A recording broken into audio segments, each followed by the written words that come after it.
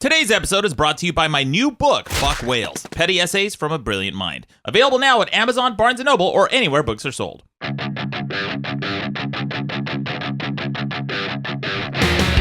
Welcome to the best debate in the universe, every debate in the universe, from love songs to bent dongs. With over 2.5 million downloads, I'm your host, Maddox. With me is the Sultan of Swag, Mikey Bolts. Hey, Maddox. And as always, the Maharaja of Moderation, Rucka Ali. What up, cuz? Welcome back to the show. Guys, big show today, exciting debate. This is one that I've been waiting for a long time. We've got the most perfect guest for it. She's been on the Tyra Banks Show, the Today Show, the Early Show, and over 400 radio programs, and she's the author of 4 books. Please welcome to the show, Dr. Debra. Wow. Welcome to the show. 4 Thank books. you so much. I'm so excited. Yeah. So excited I'm nervous. Did we get that way? Well, everybody's nervous around me. What I are you know. nervous about? He's written 3 books, and one of them's not even a real book. You know, fuck you, Rucka. What? They're all real books. Oh, Which crappy one's children's crappy art. children's art. Everyone shits on that one. Oh, you got pictures in it. Yeah. And that's what I thought when I was writing that book. I thought, oh, thank God, I'm writing this book with pictures in it. That means less work for me. It Right. actually turned out to be more work. Because in addition to See what writing, happens when you try to cut corners? Yeah. Already. Yeah. Already. You know what? That's an ad hominem attack. Yeah. You weren't even... It was just an attack. How about that? Yeah, an attack. Anyway, Dr. Debra, welcome to the show. I want to play with my buzzer. Okay, there we go. You Gotcha. immediately, not even like a minute into the show, you get a flavor for the type of show this is. I do. Yeah, I do. great. Very excited. So, yeah, we like to respect our guests. So, Dr. Debra, welcome to the show. You are the host also of your own show, the Dr. Debra and Kelly Therapist Show. And Therapist Kelly Show. Yes, on LA Talk Radio. And it's a live show on Tuesdays from 1 to 2. And then we go immediately to a podcast. Yeah. On iTunes and all of. Yep. We've acquired over 750,000 listeners. It's fantastic. I don't know why, but we have. Compelling content. That's same exact thing that people tune in to this show for. Exactly. Compelling content, calm debates, just a bunch of friends yucking it up. That's what it is. Here, here. Yeah. Well, we're going to talk I'm about... ready. Well, you should be, because the debate's coming right up. I know. Today we're going to be talking about whether or not kids are worth having. This is a big debate, I think. And for some people, they can't even fathom the other side of the debate. And I'm not saying which that is, but I think you'll know if you've listened to anything I've ever said. But before we begin, let's hear everyone's buzzers. Rucka, let's hear yours. Dr. Debra? And here's mine. If you hear a buzzer from anyone during this debate, that means we're chiming in, we're pointing out something that's incorrect, a logical fallacy, a statement you disagree with, or you just want to be an asshole. Listeners of the show can vote on this debate at madcastmedia.com. Listen to both sides of the issue. I want to see what you guys truly think. Even if you guys have kids or don't have kids, I really want you to consider. You might change your mind. Yeah, it's never too late. It's never too late. But Dr. Debra, as our guest this week, I want to give you first stab at the debate. Are kids worth having? I would say emphatically yes. Oh, I'm sorry. I already disagree with that because I'm going to argue emphatically no. Ah, all right. Well, Yeah. why? Yeah. Yeah. Yeah. Why would you say no? Why would I say no? I can't think. What's the point? Well, do you have any children? I don't have children, no. How do you think that your parents would feel if they thought that they never should have had you? Rucka, you want to take this? Yeah. How would they feel if they thought they should never have had How him? would he feel? How do you feel, man? How would yeah, you feel interesting if your question. parents came out and said, I wish you were never born? Interesting question, Dr. Debra, because I actually Made a know how I mistake. would feel. I know how I would feel because they've said that to me. Oh. Yeah. So let's start there. Just because you can have kids doesn't mean you're going to be good parents. Well, this I will agree with you. I'm sorry, I can't disagree with all that. Yeah, right? yeah. Okay. And I definitely think forget about stepchildren. Just kidding. They are really a challenge. So what's a good thing about kids though? Like what is explain having a kid, because I only know, like, I have like a PlayStation 4, I have a cool computer. Those are things I can sell. I'm like, hey, you want to come over and play video games? That's cool. What do you do with the kid? So I can tell you, I have this beautiful, amazing daughter who's grown now, right? And you never get rid of your kids. They're around you for your life. So this idea that I'll stay together with this person until my child is grown up because then they won't care, all that's a crock of shit. The truth is that if we have children for the right reasons, which a lot of people don't understand what those are, then it is one of the most valuable experiences on the planet. I think a lot of people do regret having children because they had children to either fulfill something in themselves that wasn't fulfilled, to try to have a child to act out their potential that they weren't able to act out, right, because they want what we would call a narcissistic extension of themselves, so that the child is the mirror of the unfulfilled parent. Oh, those are all the wrong reasons. That's fascinating. That sounds like a psychological term. And again, you are a psychologist. You're an actual doctor. This is fascinating. So I want to hear, let's unpack that phrase. What does it mean? You said something narcissistic. A narcissistic extension of oneself. Narcissistic extension of oneself. So what does that mean? So a narcissist is somebody who's very much only about themselves. They lack empathy, and everything is about boosting them up, making them proud of themselves, having people idealize them, glorify them. They're also very grandiose. They're very entitled. And so when they have children, the child is pretty fucked because they don't have any room to actually create their own sense of self. That their sense of self becomes contingent on whether the parent is pleased by them or not. And there's usually a very small, narrow experience of what will please that person. So you are supposed to be these certain things. And oftentimes that leads to abuse. So it's a horrible condition to start out with. And a lot of people who are mentally ill, they're probably not going to make the best parents. But I know a lot of people who were seriously abused as children, and they will say, I'm not going to have a child because I don't want to do that to my children. Right. And I say, work on yourself, understand this, turn that adversity into strength, and you're going to make one of the best parents on the planet as long as you're not acting out the abusive experience that was done to you. Does that make sense? Yeah, that does make sense, actually. So what are some of the right reasons to have kids? Yeah, I think to help our experience in the world, to have new individuals, people who are going to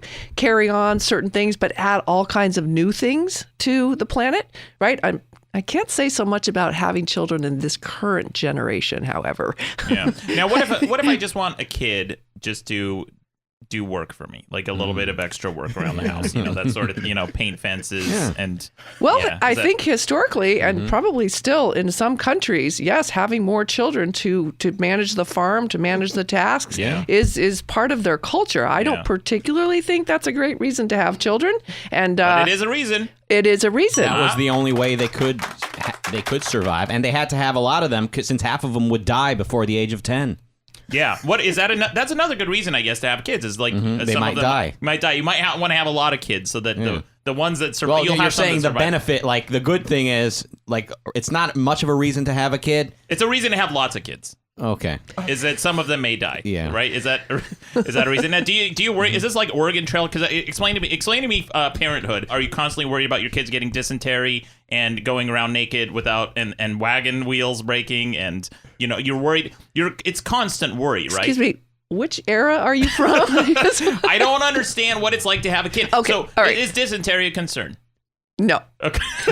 No. Okay. Let me tell you about having a child. Please. It is some of the most trying moments in one's life. Yeah. But it's also the most rewarding because as long as you're not doing it because you have an agenda of what the outcome is, you want to give a rich environmental experience as best you can, as best as you can afford, for your child to become who they want to become. As long as that isn't an axe murderer or a serial killer or something like that, that is something that would not have been a good reason to have had children, is to encourage criminal activity, right? Well, I mean, you got to agree with that one. I'll give you that. All right. Now, but here's the thing. What I see with a lot of parents is that they are overbearing. A lot of parents have hopes and wishes that extend beyond hopes and wishes, and it becomes like an overbearing force in the child's life. A lot of parents want their children to grow up to be doctors and lawyers and somebody who makes a lot of money, and somebody rather than something that is necessarily, not necessarily as financially successful or lucrative for the child, but fulfilling for them. Like, say, being an artist or, being a dancer or being some weirdo in a band somewhere. That's like every parent's worst fear, isn't it? That your child is going to grow up to be a dumbass? Dr. Debra?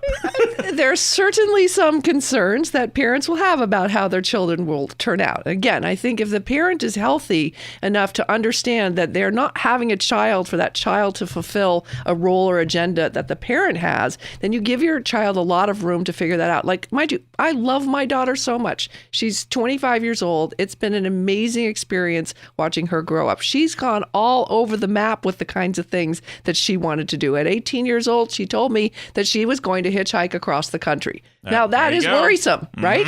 And I'm like, oh dear, she is 18. I can't really stop her. I cannot support her, but I can't really stop her. So you go through frightening things like that. But, you know, she went to school to be a photographer. They told her she was a brilliant photographer. Why is she in school? So then she started to do art stuff. And that now she settled in on, she found her way, and she is practicing Ayurvedic medicine. What's that? Ancient Indian medicine. So a lot of herbal things, the digestive system, all this kind of stuff. And she's brilliant at it. So she found her way. No, that was what him. the heck was that? It was him. It's me going, Well, hold on. As a doctor, as a real doctor, I mean, not a medical one, granted, but you're a doctor. Thank you. What do you really think of this Indian stuff? Actually, I have found a lot of what she has taught me to be very helpful. Good. Yeah. All right. Back to your story. So here's the thing, though. Having a child, like, one presumes that parents care about them, right? That's a one would hope so. One would hope so, right? So what you are doing is you are making something in the world that you are constantly worried about. Mm-hmm. If you don't hear from your daughter for 2-3 weeks, what are you going to think? Oh, my mind generally goes to the worst. Not anymore, exactly. But it has historically, right? Your child is 5 minutes late. Constant anxiety, trauma, worry. Mikey knows. Yeah. Well, what are you going to worry about if you don't have something to worry about? I got fucking shit to worry about already. I got lots of shit to worry about. I don't have to worry about a child. I don't want to make something then that I have to worry about continuing to survive. Like, it's tough sometimes just to keep a plant alive. Well, your parents hate you. What? They don't worry about you, do they? Yeah, they do, and I don't know why. Like, in a weird way, they definitely do. Look, clearly, when we have a child, we have great influence over them, who they become, what they think, what their values are, etc. Right? So we try to give them the best footing possible to be successful. Whatever that successfulness is defined as an adult is different for different children. But we do have an experience that is one of a kind, because when you watch something that's part of you transform and grow and blossom, it is a beautiful thing. Have you ever planted a seed outside and seen flowers come out? Yeah. I planted turnips. And? They grew. Were they lovely? They were fine. They're just turnips. Turnips kind of suck. But did you mash them? Did you put butter on them? Did you put salt on them? It's just so when I grew up on an orchard, where a lot of people don't consider an orchard, but it's a big property, and we had a garden. My dad had a tractor, and he would till the fields, and I planted one year. I decided, you know what? I'm going to plant. I'm going to be a farmer this year. I was younger. I was, I think, in junior high, and I bought a bunch of turnip seeds and carrot seeds. Turnips are the most rewarding thing to plant, much more rewarding than a child, because you find out... Wrong! You find out almost immediately... Wrong! You find out almost immediately. Wrong! You know what? Veto that wrong. And I'll tell you why. Because turnips sprout in like 3 days. And they are so rewarding. You put something into the ground, you know immediately how it's going to turn out. You're not going to worry that the turnip is not going to report home. You know in 3 days whether it's going to report. You know that the turnip's not going to grow up to disappoint you. You know the turnip... The worst thing that a turnip can do is give you indigestion. Whereas a child, the worst thing a child can do, we don't even know. The sky's the limit. We've got terrorism. We've got serial killers. We've got Hitler. Yeah. Those are all children, right? Hitler was a child. Yes, he was. And apparently a very abused child. Was he? Apparently so. So that leads to the next point, which is parents. Now, would you say, as a rule of thumb, would you estimate that most parents are good parents or bad parents? And I'm talking more than 50%. Are more than 50% of parents good? I'm going to say more than 50% of parents are good enough. Not good enough is not good enough. I what is good? I disagree. good enough, because you're operating from some perfectionistic standard that's completely unrealistic. Talk about having expectations of a child and then being seriously disappointed. What is our right to have an expectation? The only expectation we have should be of ourselves, to do the best we can to raise that child with the best environment and tools that we can give the child. And using your turnip example, you know what? A child blossoms in their own way every single day. When you see a child move from taking the bottle to throwing it on the ground and wanting a sippy cup, that's a big event. When you see a child who's generally a blob in the first couple of weeks, all of a sudden, like my child did, not a blob, excuse me, daughter, I love you. But lying, I could put her down on the couch next to me and not have to worry about her rolling over. And then one day the doorbell rings and I hear kerthump. My daughter rolls over onto the hardwood floor because I hadn't expected that, but all of a sudden she did that. And it was like she was okay. Thank goodness. I mean, is she okay? Is there a connection between her falling off the table and becoming a hitchhiking hippie? She never did the hitchhiking hippie, although she did move to Hawaii for 6 months and lived off the land, which was beautiful. She got to swim with turtles and dolphins. The way nature intended it.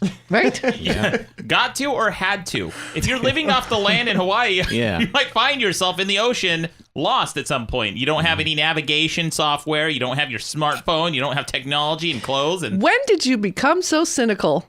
Yeah, when? Well, I don't know. When you were in diapers? Probably always. Yeah, probably always. I was a great child. I was an adult. I was walking on all two legs when I was just, as a baby, walking around making big decisions. My parents trusted me more than they trusted themselves. I was a smart boy. But did you see Baby Boss? No, I did not. I did not and will not, but go on. Oh, you have to see this. It's a hysterically cute movie. Have you guys seen it? No. Yeah, it's very funny. I don't think this is the audience for Baby Boss. Although I almost made a video that would have been about 4 minutes long shitting on just the trailer. So if that gives you any idea. How you feel about Baby Boss. That would have been great. Yeah. So you've never had the experience of seeing a baby and just having a moment of experiencing joy? I've had moments where I've seen a baby and we make a connection just for a second and we see eye to eye and I'm like, that baby gets me and I get that baby and I want to fist bump it, but he doesn't understand. He doesn't. I put my fist close to, I bring my fist over and the mom comes running over. She's like, what are you doing? Clutches her baby away. See, I think that you're afraid. I think you're taking this point of view because you're afraid. I'm absolutely afraid. But not afraid because you're afraid you're going to worry, because you're afraid that you're going to be a failure. No. Wrong. No. That has never been a fear of mine in my life. I know everything I do, I succeed at. But here's the thing about a baby. I am afraid of dropping it all the fucking time. And when you said you put the baby down, you put your baby down on the couch, I'm like, yeah, now we're talking. And then you said, oh, you laid it down. I'm like, okay, that's not at all. But I'm not afraid of children, but it is a commitment of time. You know what's great? I read this it was a female comedian. I don't remember who said this, but she said every time she goes back home, she lives in Los Angeles. She's a stand-up, right? So every time she goes back home, all of her friends have moved on and have families. They all have kids, and they all gush about their children. They say, "Oh, it's so wonderful! It's a miracle!" All the stuff that you're saying, like blossoming, and they go to Hawaii and swim with turtles and all this shit. And then she's like, yeah, I don't have kids because I live in a city with shit to do. So, so how about that, Dr. Debra? What about living in a city with shit to do, which you do clearly, but you have opted to do the selfless thing, or, I guess you could make the argument that having a child is altruistic or not altruistic. There's a case to be made for both, but you have to give part of yourself to this child to raise him or her properly, whereas someone like me is out doing cool shit all the time. How do you, what do you have to say about that? I personally think that if that's how you feel, you should not have children, because people who would rather just do their own cool shit ought to be doing their own cool shit. In fact, I have several friends who are either single or part of a couple who have just decided they didn't want to have children. They didn't want to make that commitment. They didn't want that long-term responsibility. So I applaud them for that. I don't think that everybody should have children, but I do think that it is one of the most rewarding experiences on the planet, even though the day-to-day usually fucking sucks. Hey, There you go. That, consider that when you're voting, guys. Dr. Debra just admitted it sucks day to day. So it sucks day to day. So like the good part is like graduation day, like those special moments, or the big picture. It also is amazing every day. Because in one moment where it sucks, and then you achieve some sort of conflict resolution in that moment, if you will, if it's the battle of the wills as teenagers, or if it's the baby that or 2-year-old who won't put on their socks and you have to get somewhere, and you find a way to navigate. It's like a dance, and you find a way that you come back together in this beautiful bond, and you know that bond is getting stronger and stronger every day, and that kind of love is so enchanting that it just makes it all worth it. There's another word for this. It's called hostage. You're a hostage right now because you have to. You're hoping you're in a negotiation situation with your child every day. Please eat your fucking food, please. I don't want to be a bad mother. I don't want to send you to bed hungry and starving. Who knows? God knows when you'll eat next. But that's all about how you approach parenting. If you're approaching parenting to win a power struggle every day, you're going to be in a power struggle every day. Sounds right. If you approach parenting as a way of, we are going to find a way to navigate through every situation by my respecting you, who you are as your little temperament and your little being, and who I am as me, and we're going to find a way to make that okay. What is this word? How do you say it? Respect? Because I never got any. My parents, I don't feel like they respected any of my decisions, any of my choices, to the point where I think I remember an incident when I was growing up. I went into my room and I organized everything I had. I put it in boxes. I got some boxes and put my stuff away. My mom's like, "What the fuck are you doing?" Like took everything. I'm like, "Well, I was trying to make my room more tidy and that sort of thing." So again, this is contingent upon the parents. Think of the average person, right? You drove over here and you encountered a lot of traffic. Traffic is a sign of a dullard. Sign of somebody who is not driving properly. A sign of somebody who is not driving fast enough or aggressively enough. It's somebody who has made bad decisions, and it ripples all the way down. And there have been study after study that show traffic starts when people prematurely brake, when people are not aggressive enough, when people don't switch lanes when they should, and so on and so forth. And that's why, as a society, we have traffic, is because of dumbasses. The average person is a dumbass. Right? And those average people are then going to go and have kids, and they're going to have an average upbringing. They're going to instill values that are average. They're not going to be extraordinary. They're not. They have the potential to be. So then you are an advocate for wiping out the planet, it sounds like. I mean, it's because if everybody thought of this way, yeah, we're it. That's it. There's no more. We're done. So? Yeah, okay. I mean, we got other planets. That's the thing. Everyone's like, "Oh, we got to save this. There's no planet B." I'm like, yes, there fucking is. It's Mars. We can terraform Mars. And the sun is expanding. In about 50,000 years, Mars is going to be habitable. It's going to be fine. In fact, maybe before then, we start over. Well, on the next tram there, yeah. Why don't you jump on board? Yeah, you know what? I will, Dr. Debra. I would love to. Hold on. What? How does that going to Mars? How does that solve the problem of whether or not to have kids? You can have kids on Mars. Right. So what does that have to... You start over. And then what? This planet's fucked. We made a mistake. This has been a big mistake. Who made a mistake? Everybody who Those are the same people that are going to be on Mars. No. The people who go to Mars are going to are not underachievers. Oh. Yeah. Uh-huh. Yeah. It's not like a Prometheus situation. Have you ever been in love? No. Oh. Never? No, I mean, I love myself. Yeah. What do you, is that what you mean? Yeah. What do you mean? You've never been in love with another human being. Why do you ask? Yeah. Why do you ask? Well, because there are lots of overlaps between being in love with another human being and being in love with your child. There's nothing sexual here. Nobody get that wrong experience here. On, guys. Okay, not saying that. I'm saying that the feelings generated by caring for another human being are very powerful. They make us better people. When we have somebody in our life who we can cherish and treasure and be careful about their feelings and trusting them, we become a better human being. Okay, we become more sensitive. We become more altruistic. We make for a better world. When we lack love, we make for war. We make for disaster. We make for shit. Okay. Can I ding me as a positive? You can go ahead and ding yourself, yeah. Where is it? It's on your board. Oh, I'm a ding. There Yes, you go. I'm going to give myself a second ding. I was Okay. very moved by that dings. remark. Okay, so that could be that's an actual compelling argument. If you can make the case that having a child makes us aggregate as a whole, as humanity, makes us better people.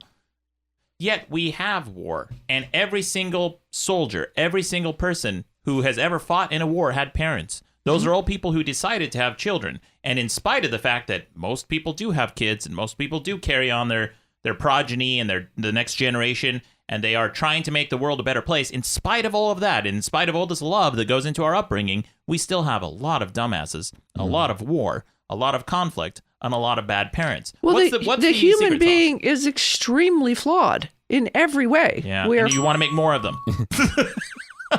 yeah. Look, yeah. my hoping goal, for a better outcome. my hope and goal for a child, if I were to ever have a kid, and I've actually thought about this. I've thought about having a child, and it would be a number of conditions that I would have to have met first. First of all, I would have a child in a relationship that was not contingent upon that child. So it would have to be a relationship that was self-sustaining, a relationship that was solid and stable. Okay, and the second condition that would have to be met is that I'd have to be able to afford it. I'm not going to have a child and go into a bunch of debt and work 2 jobs and never see that child. That's a shitty upbringing, I think. And the third condition is that the world has to not be a super fucked up place. And what I mean by that is that He's never having kids. You're done, dude. I wouldn't have a child if, say, World War III was going on.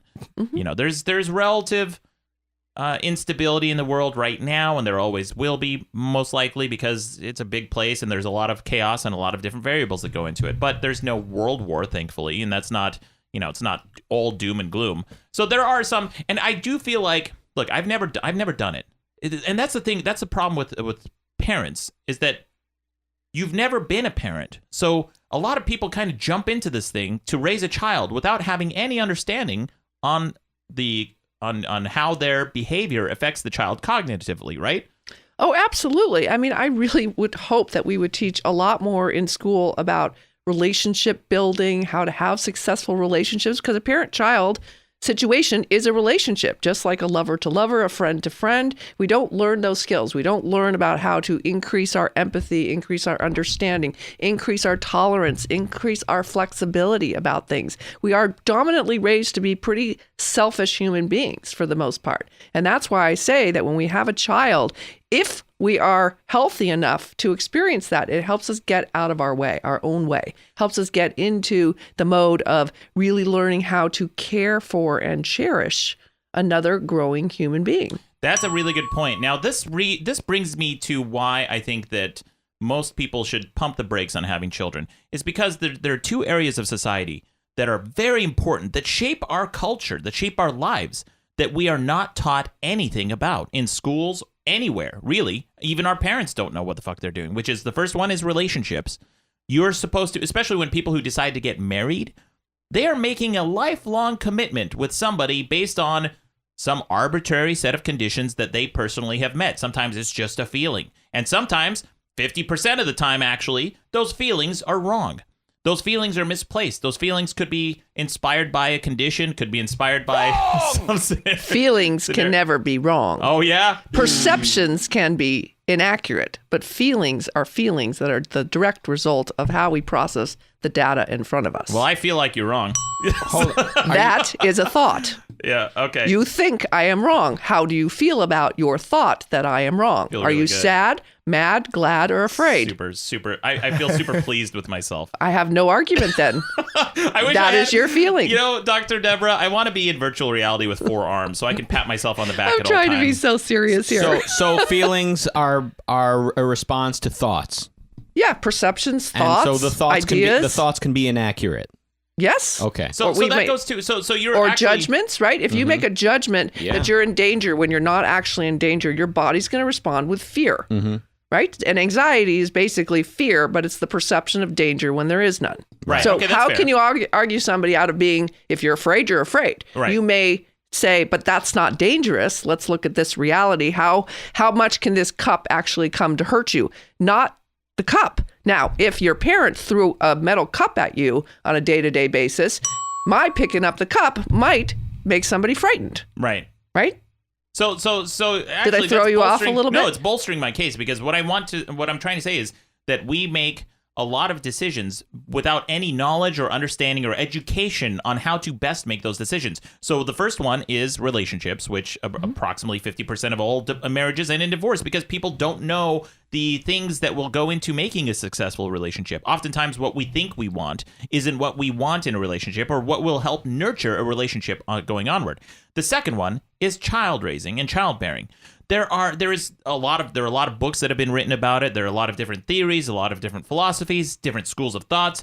Have a lot of involvement in your child's life, have a little involvement, let them be independent, be supportive, be nurturing, all these things, all these philosophies.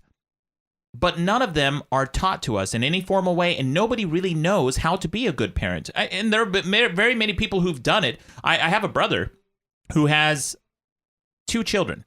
And he and his wife, they're fantastic parents.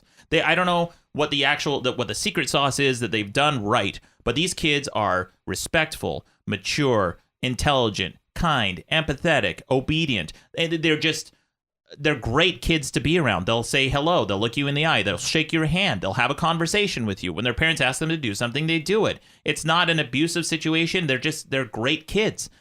So something that they have done right, I can point to very many other parents that they've done wrong.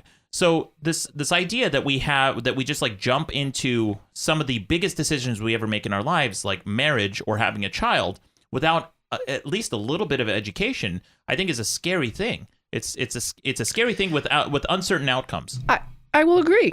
I can't argue on that one. I will agree with that. However, that's not a reason for most people not to have children.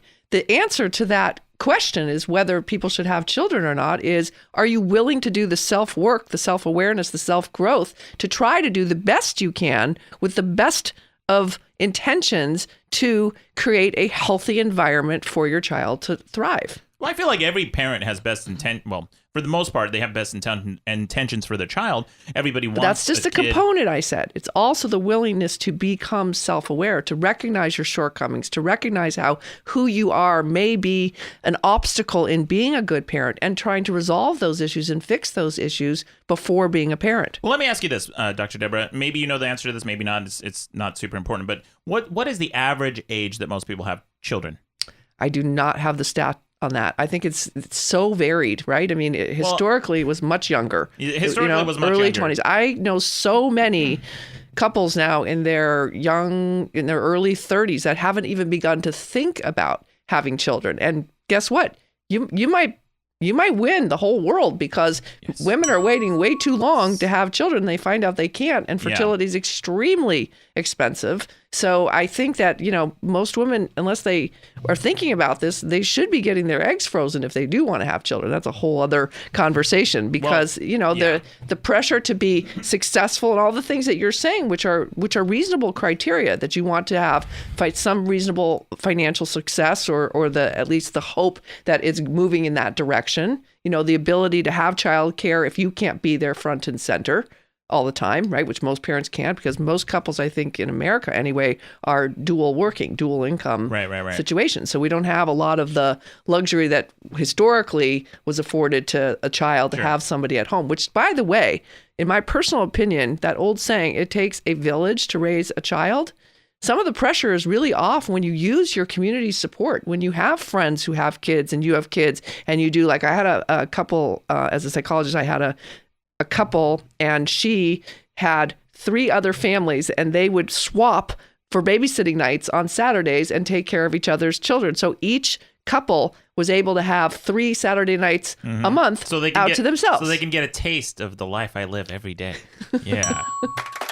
doing fun shit, doing cool shit, making risky decisions. That's what I do every day. Everything I do is risky.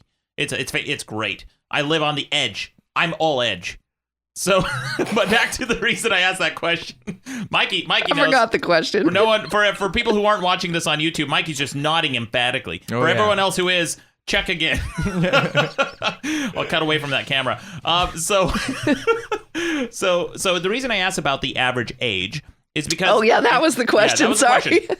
Well, in my experience, in larger cities, the average age that people have kids is around 30, 31, around that age, because then for women, the biological clock is ticking, and that's the time that they should have kids. In Utah, where it's much more family-oriented and people don't have shit to do, people are like, well, fuck it. They're going to resign to just having as many kids as possible because there ain't shit going on, and they just have to have a bunch of it's just like a child mill. Just kids coming, kids everywhere. You can't spit and not hit a kid in Utah. So the average age there is about 25. So it's between 25 and 31 is what I'm going to guess.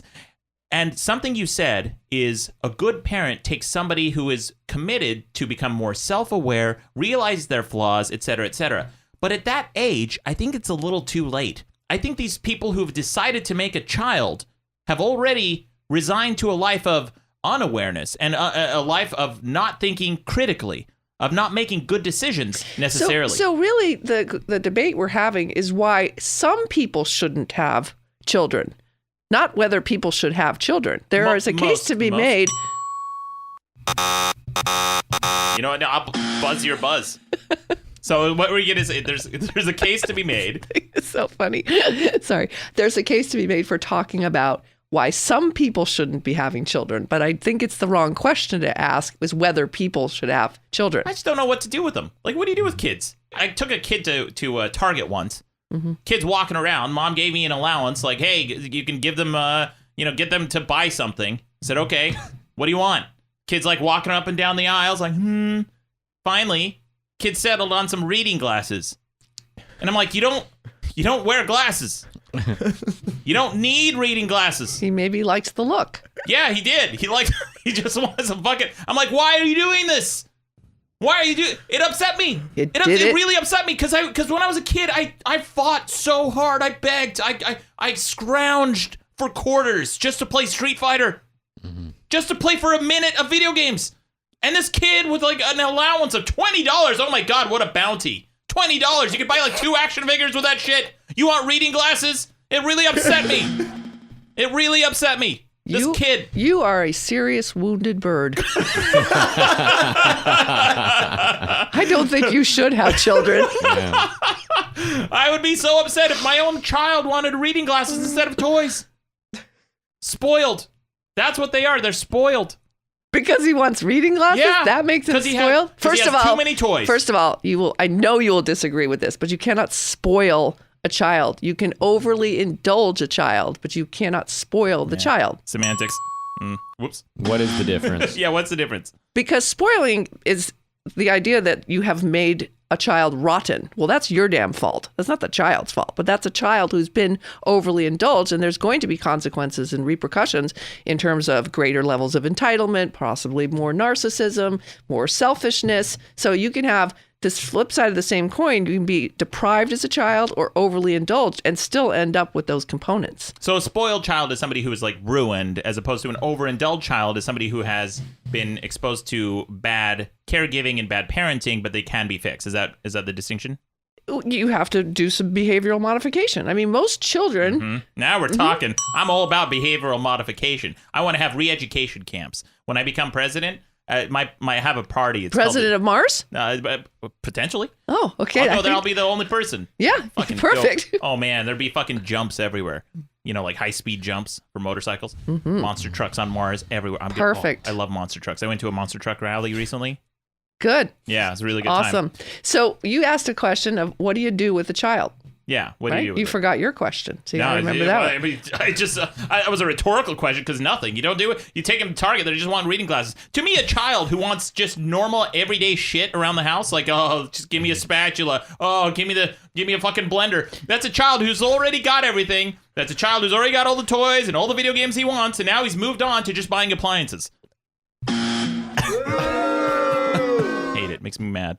You have a better buzzer than I do. Yeah. I have That's not fair. It's messed up. Yeah. I got everything. Look at that. Oh. Yeah. Was that a fart? That was a fart. My neighbor, I have to tell you a funny story. Here we go. Please, Dr. Debra, go on. Tell me about this fart story. Oh my God. Oh, this is great. My neighbor and I, we are very fond of each other, and we take a walk usually 2 to 3 times a week. We're, power walkers. And she was telling me about this friend of hers that she has, and they have this fart machine.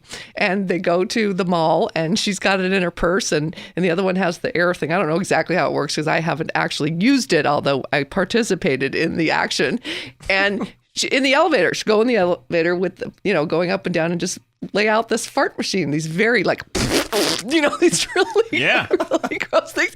And she does it with a straight face and looks around and then will point to someone, are you okay? Did you have too many beats? So I said, I was like peeing in my pants. It was so funny. I'm like, I have to do this with you. Yeah. So we went out with my guy and her guy, and we went to the mall and we did this, and I could not keep a straight face. It was just impossible.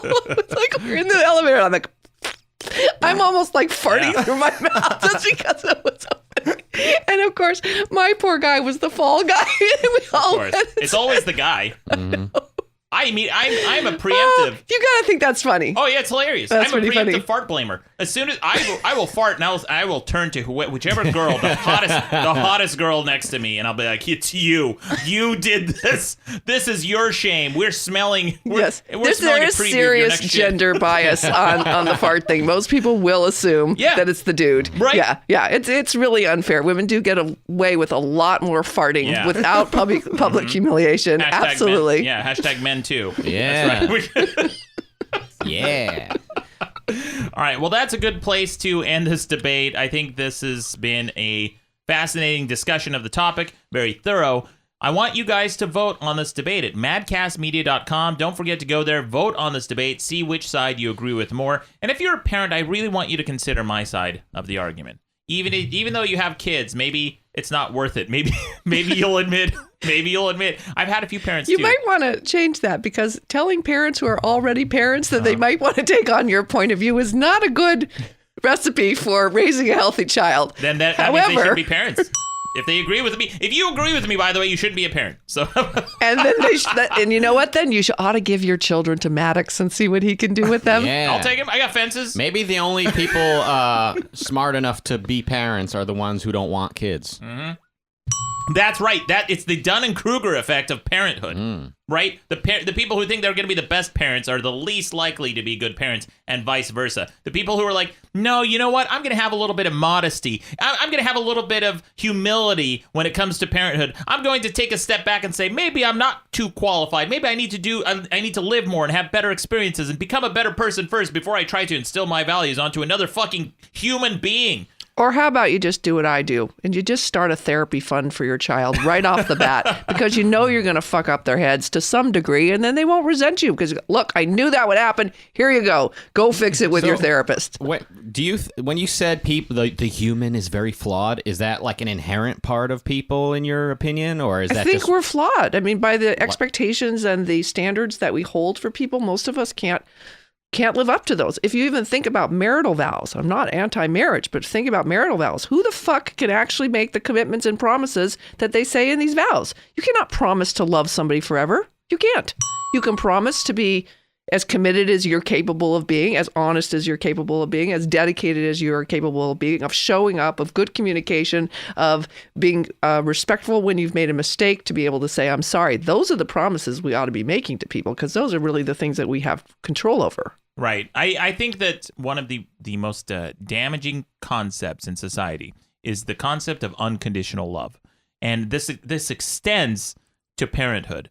Because if you tell your child, I'm going to love you no matter what, I think you're by default a shitty parent. Because if your child does something so heinous, like if your child, like the parents, who's that guy that raped the girl?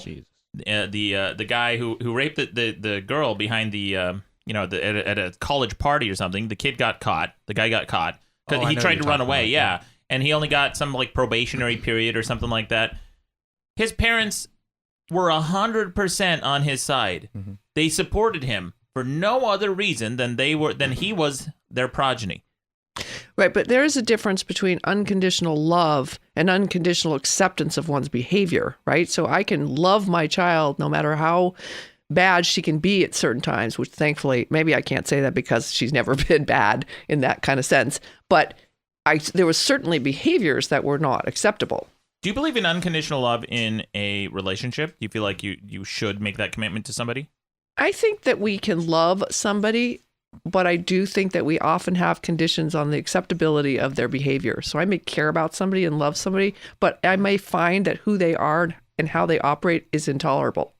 But wouldn't you then fall out of love with that person when they do something so egregious or heinous against you? People do fall out of love. Absolutely. Yeah. Okay. Yeah. We can fall out of love. It's still different. That's the difference between an adult relationship and a parent-child relationship. That was I can't imagine ever not loving my child. It's a different thing. It's also different expectations. I can make conditions. I can love my child if she weren't somebody that I were fond of. I don't have to have a relationship with her, but still love and care for her as a being. Well, what does that mean though? If you love and care for her as a being, like, is that in the general sense that you love and care for all beings, or can your child do something so heinous, like become the next Hitler, that you would then fall out of love with that child? You would say, you know what, I don't love my child I would think anymore. that I would fall out of love if my child If your child were was Hitler. Yeah. Okay, then we found common ground. Guys, don't forget to vote at madcastmedia.com. See which side of the debate you agree with. Rucka, do you have a wrap up for us? Yeah. This world is a fucked up place. Listen, we've been over this. You're laughing now. I can hear you. All right. We're all very silent for this segment of the show. That's right. Closed mouth. See, she gets it. She's a professional. It's more than I can say for some people sometimes. This world is messed up. The people, very irrational people everywhere, very neurotic, ridiculousness everywhere. And if you decide to have kids, one of two things are going to happen. Your kid joins the ranks of these irrational, fucked up people on this planet. That's possibility number one. Possibility number two, your child is one of the special few who thinks independently and goes against the grain and swims against the stream and is a hero, spending their whole life feeling lonely as fuck. Thank you. It's a Rucka wrap-up. Beautiful. Yeah. Very well said, and I agree. Mhm. That's why I feel so lonely, because I'm one you of the are- special few. You are the special few. Yeah. That's why you're so lonely. Yeah, Yeah. that's why. Mhm. And that's why the greatest love you can experience in life is the love that you give yourself. That's the best. Mhm. Loving it's oneself fantastic. is very important. Yeah, Well, I do. As long as it is not to the degree to which you love yourself. It's a lot. So, can you help us understand? I know the debate is over, so this is kind of like the post-debate, but you say, like, we're narcissistic, like people are narcissistic, and now you're saying you need to love yourself. What exactly? Is it a matter of degrees, like you just said? Yes, it's a balance, Really? right? To be able to... Is it a balance, or is it loving yourself in the right kind of way versus the wrong kind of way? It's kind of both. I think loving yourself is a way that you self-acceptance, but changing things that are not acceptable. I mean, when we behave badly, it's okay to have guilt. Yeah. And that's a form of... It's not a form of not self-loving. It's just a form of being loving to yourself, but causing yourself to try to do better next time.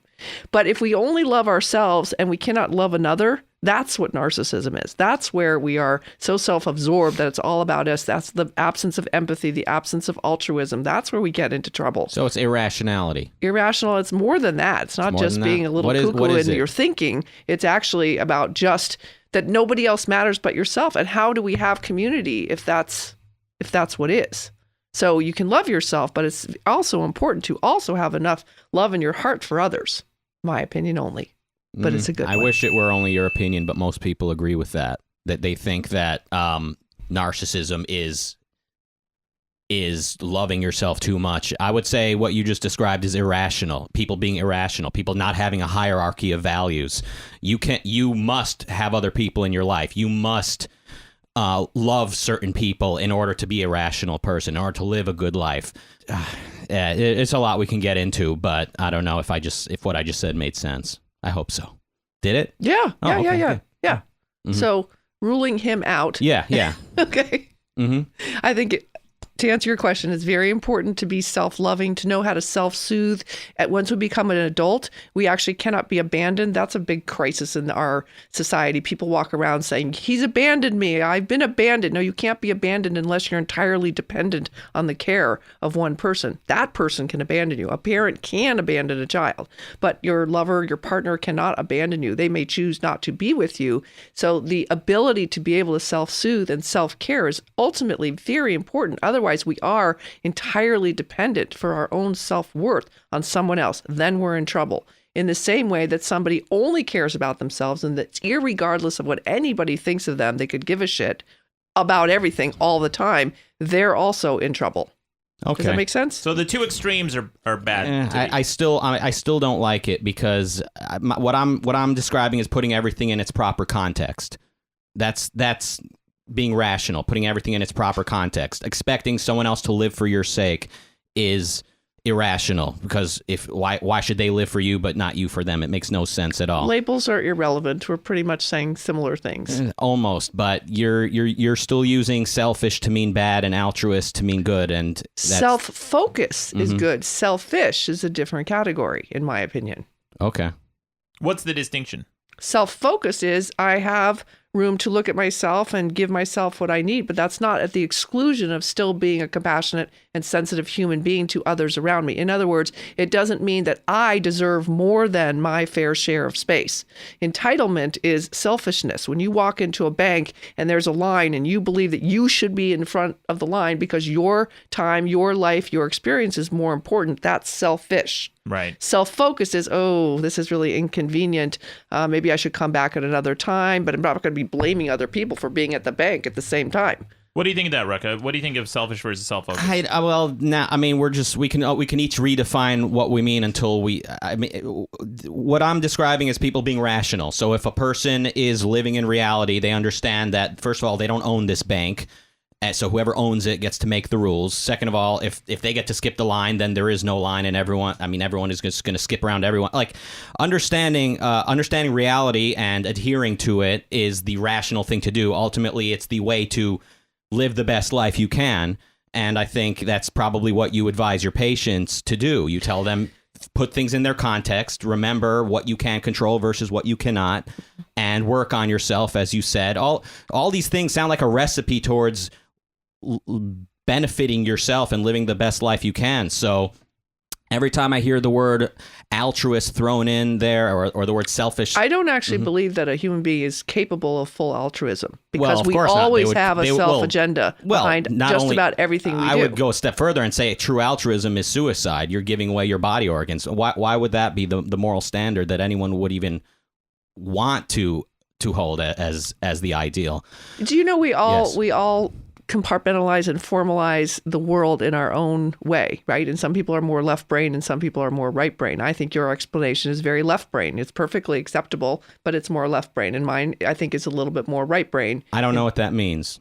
Of course you don't, because you're left brain. Well, I don't know what right and left brain mean. Well, there's areas of the brain that are more dominantly focused on rationality, intellectualization, and different components, language, et cetera. And there are other sides that are more oriented toward creativity and toward, the more emotional components of the brain. And so I'm just speaking, I think, more from that portion of things in my description. So me as someone who writes comedy for a living, and you who's a psychologist for a living, I'm the more rational one and you're the more creative one? I didn't say that. Okay. No, Am I having another debate? No, I'm just trying to understand.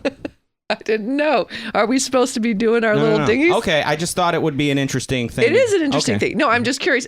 What I'm saying is that there are different ways, by and large, that we will take and organize the data on this table and how we walk away from that. Okay. Yeah. We don't have to put labels on it. I don't care. I'm just saying you're thinking of something in your version and I'm thinking of something in my version. I don't think that they're that far apart. If rationality is your descriptor that makes sense to you, I can go with that. Okay. So you're saying we agree. It's just we're using different I think we have a different language in how Okay. we're communicating that, which is a sign of why people get into trouble in their relationships, right? Because we don't have acceptance that other people process things differently. And when we have tolerance and we understand that we're both coming from a place of trying to have some unity of thought, then we accept that your version is expressed differently than my version, but they don't have to be necessarily the Grand Canyon apart. They might just be, a small side street apart.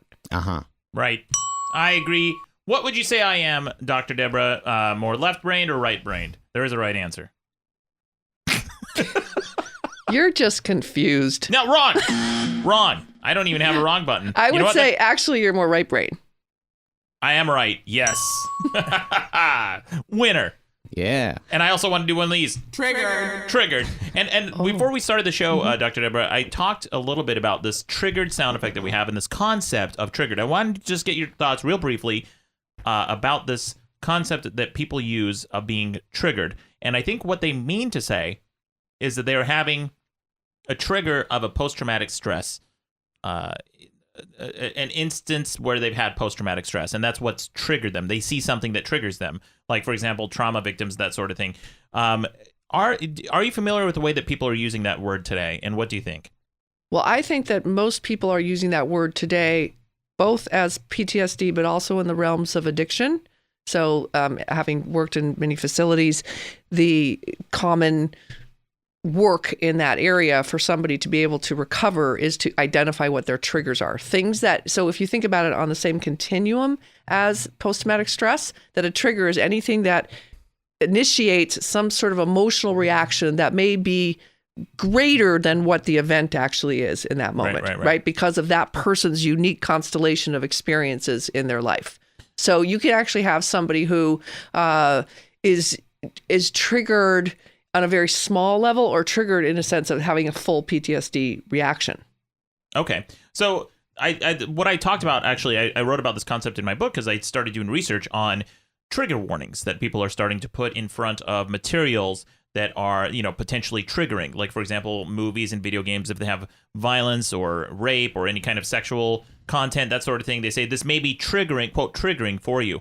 But when I did the research and I read, it turns out, and correct me if I'm wrong, but most psychological triggers occur not necessarily by witnessing the act that is traumatic, but sometimes by sounds, by associations. Smells. Right. Yeah. So if you go back to the classical conditioning model, where you have a dog that you put food in front of it, right? The dog salivates to the food. Then the you pair it, effect. Pavlovian, right? But some people don't know that. So then then you ring the bell next to the food. The next thing you know, the dog is salivating to the bell. Right. So that's a positive thing that you can train somebody to have a classical conditioning, an association to something that then becomes a conditioned response. Now, the bell is creating a conditioned response of salivation. The food creates an actual response of salivation. They are one and the same. Right. So if somebody, for example, here's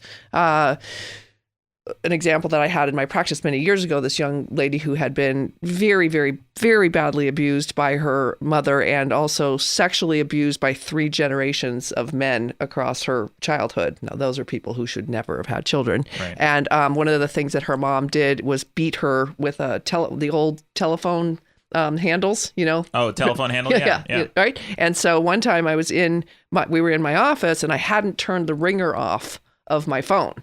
And the phone started to ring, just a regular old ring, and she jumped up, ran out of the office screaming.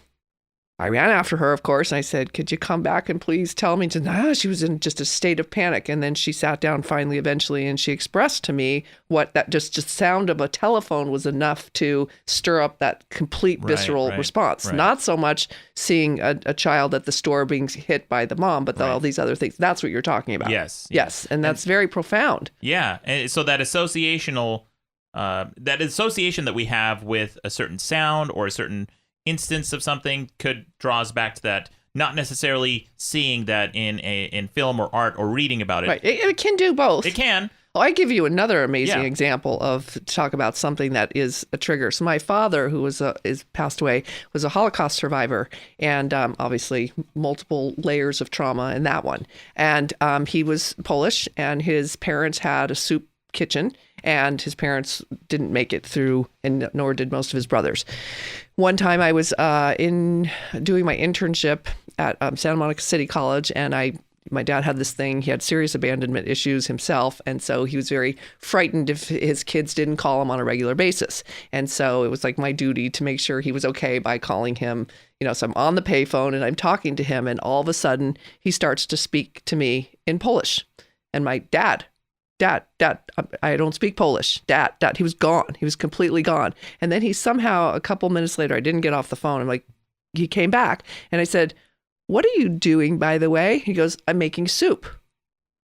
So the soup was... The smells of the soup reminded him of being a little boy in Poland and being with his parents and remembering that. He had no memory in that moment of those 3 minutes that passed of him speaking Polish to me. That's fascinating stuff. So the thesis, and the reason I ask is the thesis I wrote in the book about trigger warnings, because a lot of them, triggers can be smells, can be sounds, can be objects, can be locations, can be colors. Those are things that often can trigger people with post-traumatic stress.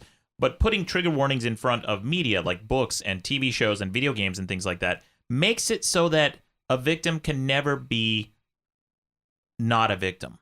Makes it so, to me, it reminds them of their trauma and they can't ever escape it and try to live a life of normalcy. Because if you encounter something that quote should be triggering, like a sexual assault or a violent incident in a book or a piece of literature, or you see it in a TV show or something like that, it may not necessarily trigger the traumatic event, right?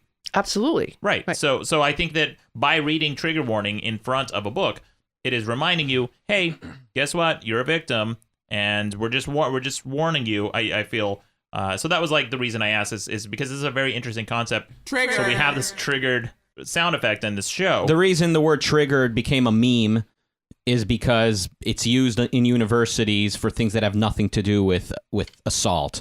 A professor's about to bring up something that is in the neighborhood of, white privilege or male privilege or something, where the students have been trained to be offended by certain topics that no one's ever been offended by. So a professor will say, okay, trigger warning.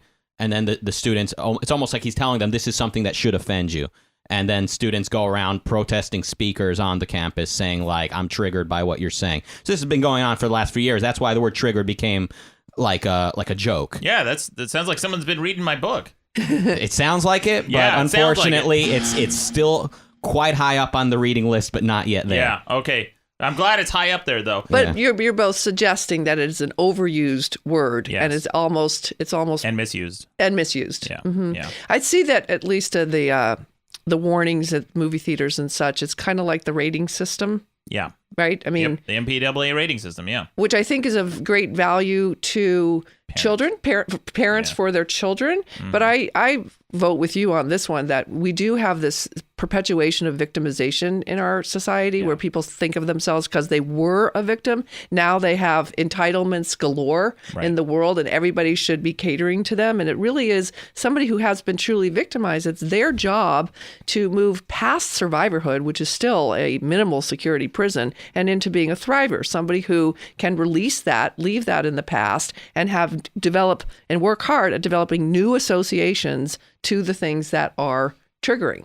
Interesting. So it replaces the association with the trigger, the event or thing or object that triggers them. That's interesting. And that's through many things like meditation, putting things in perspective, healing wounds. Those things are really valuable. Well, speaking of triggers, our own Rucka Ali has a big announcement to make. We have an announcement, right, Rucka? He's having a child.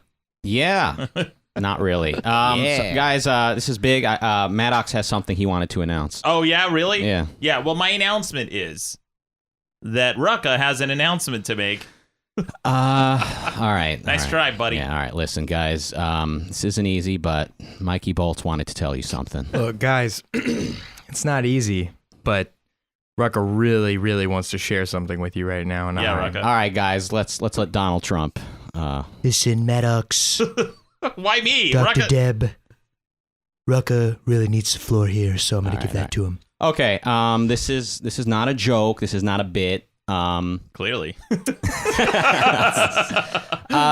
So after much deliberation and thought and reflection, introspection, speaking to Maddox and Mikey and thinking about it, I've decided I'm going to be making a departure from Best Debate in the Universe in a few weeks from now.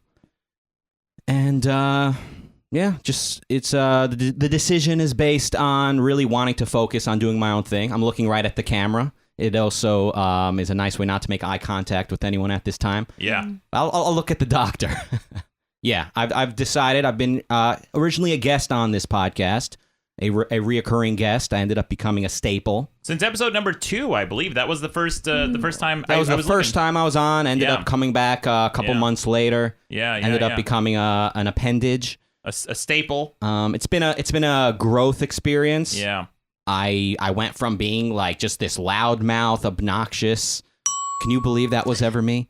No, I was going to say, what's changed? Yeah. Well, through a series of correcting many of Maddox's opinions, wrong, never happened, things like that, I ended up really finding my voice in the world of ideas, of commentary. I've been like getting into it on my own time, and I think that's something I really want to focus on, and I think it's just kind of time for me to really just do my own thing for a while. Well, so. Spread your own wings, right? Spread your own wings. Yeah, and it's taken off, actually, because Rucka in 2 weeks from now, I think the final episode that Rucka is going to be on is 92, and you'll be back from time to time. Sure. But final episode is number 92 on March 12th, because the day after we record that episode, you're flying to London, which is very exciting, doing a bunch of talks in London. You'll be there for 2 weeks, right? Yeah. Well, I'm going to be in Switzerland for a week. That's pleasure, if you know what I mean. And then go on, tell us. But then going to be in London for some talks and panels. If you're listening in London, I think we have one. He also designs the website. Lord Matthew. Lord Matthew, Yeah, that's right. he'll Lord be out Matthew. there. Oh, you should do his show when you're in. If you have time, I better. Yeah. Meet up with Lord Matthew. So how are you going to pleasure yourself in Switzerland? Oh, I just meant I'm not there for business, but what happens in Switzerland stays. Let's just say it's a neutral country. Oh, they're very neutral. That's true. Mountains and watches. That's what I remember. I was 12 years old. Oh boy. Taking a train. Chocolates and also the luggage. They make fantastic luggage, knives. The cheese has holes in it for a purpose. Oh, that's right. Swiss cheese. I forgot about that. You know, shit. It's an American invention. Sigmund Freud. He saw penises and vaginas everywhere, in every hole and every stick. Of course he did. So God knows what he would make of Swiss cheese. Yeah. Well, regardless of the Swiss cheese, weird fucking sexual thing you did with cheese just now. Yeah. We wish you the best of luck, Rucka. Thank you. Tune in, guys. 3 episodes from now, counting this one that you're listening to. We got 2 more after today. 2 more after today, after this episode you're listening to. Episode 92 on March 12th will come out. Say hey to Rucka in London. You may be seeing Lord Matthew. I hope that happens. That'd be fantastic. And then check out Rucka's commentary channel, because that's where really Rucka, in addition to constantly creating music and albums and creating content, he's also started this new commentary channel. And in addition to that, is doing video game streams. Got a gaming channel, That's right. now I've got it's a small budding audience. Small, but. Yeah, I want to improve my speaking skills. I want to get better at expressing myself. And, and someone might say, oh, Rucka, fuck you, man. You could still do this podcast. You could do, yes, but that's not how people are. Like, I need to be hungry. And I think that's the reason I've decided that this is the best decision for me right now. But not an easy one, not a happy one. We've all worked on this show. And I think it's the best. It's also the best decision for the show. Like, I think the show needs to move to its next era. It makes sense for the show as well. To kind of find that next chapter. It's a Rucka wrap-up. Talk about a Rucka wrap-up. Yeah. Holy shit. Oh, boy. I'm sure you'll That's be a wrap-up. greatly missed. Yeah. We wish you the best, Rucka. Make Thanks. sure to subscribe to Rucka's commentary channel. And again, you'll be on from time to time, I think. Sure. We'll Be as a guest. as a guest, yeah. Back to guest. I mean, I'm Well, you know what? Before Lieutenant, if the cum dumpster still need take. You know what? We're going to... That'll be the second vote for today, whether or not Rucka deserves a promotion or demotion. Now take into consideration that he's leaving the show, and this rank will mean nothing to him after 2 episodes from now. So just keep that in mind. And now's your chance to leave voicemails. Yeah. While Rucka's still on the show, leave voicemails for Rucka. If you want to say anything to him, we'll play those. We have voicemails coming up. But first, we should do a recap of last week's debate. Thank you, Rucka. Thank you for making that announcement. It's bittersweet. It's been a blast, a lot of fun, and we'll talk about the future of the show and what we're going to do, and a lot of exciting things coming up. But we should get to the debate from last week. Last week, Dr. Debra, we debated. Are smartphones making us dumber or smarter? What do you think? What's your dumber? Dumber. Correct. Well, we put the question to the vote, and the audience voted with 57% of the vote. Dumber. Yes, smart. This is the first time, I think, in history that the audience was right about something other than every other time they've agreed with me. And then the other question we asked is about our own Mikey Bolts. We asked our audience. Oh, geez. Is Mikey Bolts cool? Or was that it? Or is he cool and fast? And with an 85% vote, cool and fast. Cool and fast, Yeah. correct. Yeah. Hey. Hell yeah. Mikey Bolts. Cool. Wow. And fast. Yeah, real nail biter. Cool Thanks. and fast. Mikey Bolts. Good Good job. But the quiet, silent type here today. Yeah. Well, I'm listening. Yeah. Mikey, You're very completely interesting. absorbed. This is. I'm absorbing everything. It's a fascinating amazing. debate. Yeah, Love this has been a fascinating conversation, fascinating show. And last week, Mikey, we got a number of comments on YouTube and on the website and on Facebook where everyone thought you were on fire. You were killing it last week. You came out shooting guns blazing. Yeah. Yeah. I was really bringing it. But today was just a different vibe. It was a listening. You know what? There was a point too, especially when you and Rucka were discussing, where I just thought this is an interesting ping pong match. I want to see where this goes. This is very interesting stuff. But speaking of interesting stuff, I have the opposite. I've got some voicemail. The first voicemail is from Weird Matthew McConaughey. Now we talked a couple episodes ago about men and violence and guns, and he had a theory about women and as to why they don't use as many guns. Listen to this. Women may not run into churches with semi-automatic rifles, but they will nickel and dime the fuck out of you. Wait for it. Just saying. Thank you, Weird Matthew. Yeah. Right. Oh, really? Wrong? I don't think so. I think he's onto something there. But again, these stereotypes, right? I am a self-sufficient woman. I've always made my own money, always paid my own way for things. So there. Well, we got another voicemail here. It's about incels. Do you know what an incel is, Dr. Debra? An incel? Oh, this is. You should know this because this is going to be the next, I would say, like 10 to 20 years of your patients coming through. They're involuntary celibate men who feel like they are entitled to sex and they are involuntarily celibate. So they are angry and bitter and resentful. Got it. I didn't know the nickname for that. Incel. Mm-hmm. Incel. And then MGTOWs. That's Rucka and I, men going their own way. MGTOW, yeah. Well, here's a voicemail about incels. This guy has a theory. Listen to this. Hey, this is going to blow your mind. Incels are radicalized neckbeards.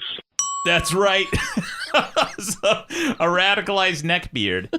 So a neckbeard is a loser and so a lot of time, I would say, an internet feminist, a male internet feminist. Milady, you know.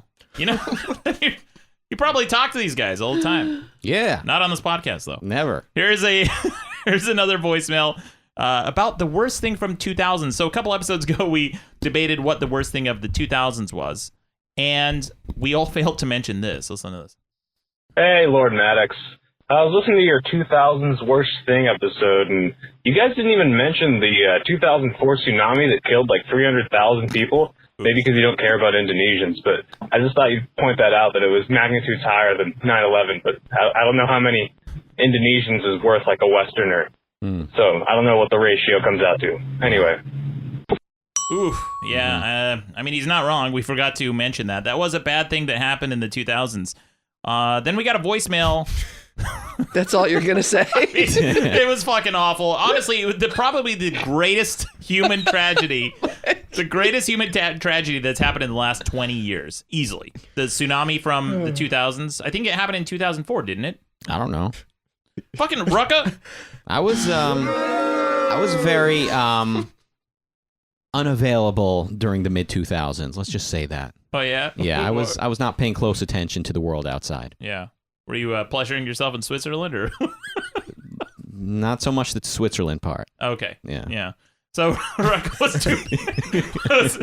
was in a cloud of masturbation in the 2000s and did not notice the greatest human tragedy of all time. But that was There was a beautiful movie made of that. I think it was called The Impossible. Yeah, but wasn't that about a white family, but a Western family but that was still, relatable?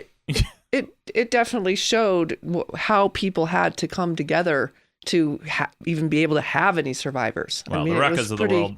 Profound. Yeah, I didn't see that movie, but I heard the criticism of it. That was before the whole SJW mob has taken over the conversation of finding flaws and making sure that nothing is enjoyable anymore. Even Black Panther. Have you seen the criticism of Black Panther? They're like, it's done a pretty good job of elevating the races and putting out a voice that we've never seen before, but a little bit lacking in the LGBTQ representation. It's like, what the fuck do you guys want?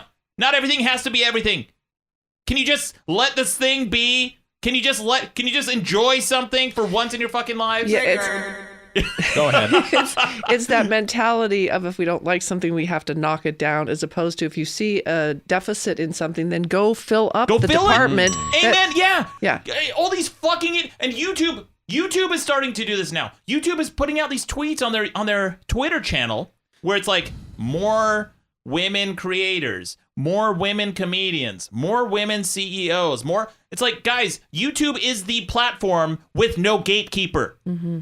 There is literally nobody telling you can't make a YouTube channel. In fact, I wish there was. Let me be that person. Let me tell you can't. Yeah. We need fewer YouTube channels. True. I will be that person, but nobody outside of me is telling you can't. Mm-hmm. So don't listen to me. Well, but what they're saying is society. Society makes women, fail. But then you have Dr. Debra, an independent woman who's never nickeled and dimed, like a I've weird been Matthew. nickeled and dimed. Yeah, you've been nickeled and dimed. That's right. Well, we got another voicemail. This one. Well, no, she's just the she's the patriarchy that you and I enjoy, Maddox. We hold her up as a show woman. We hold her up as a example, as a a puppet. Like you are what we show you to the world and say, see, women are free. An ideal. Yeah. Well, no, not an ideal. We're using you to get them to all pipe down. So an ideal. Yeah. I don't know why. I don't know what the word ideal has to do with. Yeah, I know what you're trying to say. What is the word I'm saying? You're trying to say a convenient.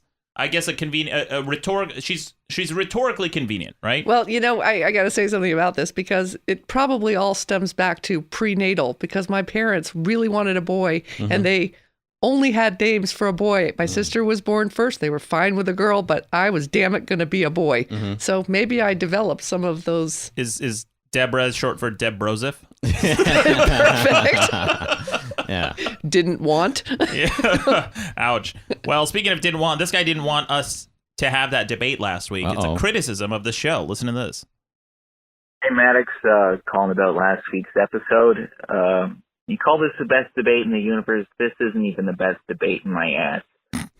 I listen to podcasts when I take a shit, and I accidentally wiped my ear pods in my ass when listening to your show.